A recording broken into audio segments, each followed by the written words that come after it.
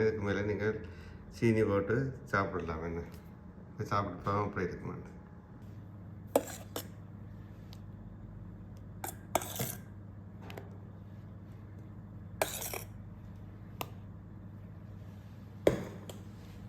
இதெல்லாம் கொஞ்சம் போட்டு மெதுவாக கலவுங்க.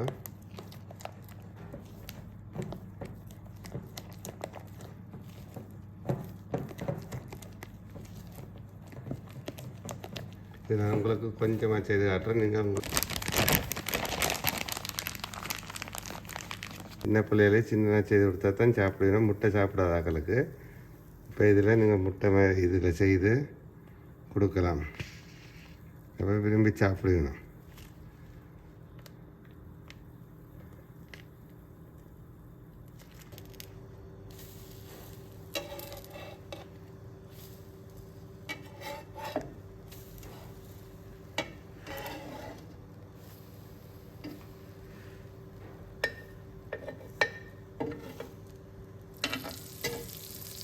அடுப்பை நல்லா குறைச்சி வச்சுருங்க.